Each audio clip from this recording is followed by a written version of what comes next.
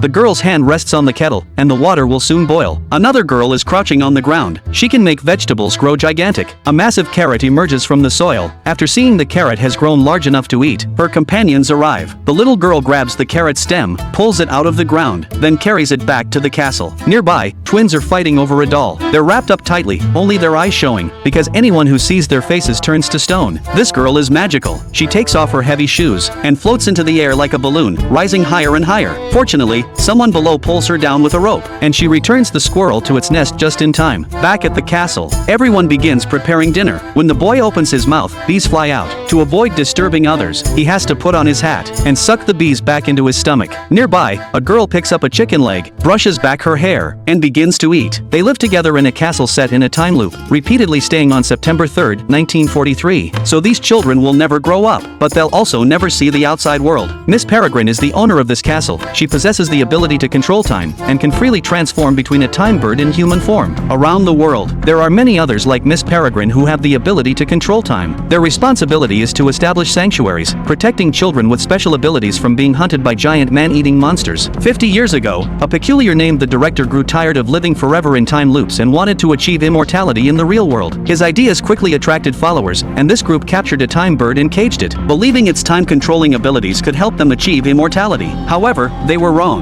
When the Director pulled the device switch, the machine suddenly sparked, and smoke poured from the helmet. Instead of gaining immortality, they transformed into monsters. Unwilling to remain a monster, the Director discovered that by eating the eyeballs of peculiar children, he could temporarily regain human form. So the monsters began frantically hunting peculiars, who, unable to see these monsters, had to hide in time loops, disappearing entirely. This situation continued for years until one boy discovered he was the only peculiar who could see the monsters. He resolutely left the castle to join the army, training his combat skills, and embarked on a path to hunt monsters. Decades passed, and the boy grew up. He would share his memories of the sanctuary as bedtime stories for his grandson. Young Jake always believed the people and events in his grandfather's stories really existed, but his classmates and father always laughed at him, saying they were just made up. Gradually, as Jake grew older, he also began to believe his grandfather suffered from dementia and that everything was just nonsense he invented. Until one day, Jake was preparing to visit his grandfather who lived alone, but his grandfather frantically warned that it was dangerous and not to come over. Jake thought his grandfather was having a dementia episode and didn't take it seriously, but when Jake arrived, he discovered his grandfather's eyes were missing.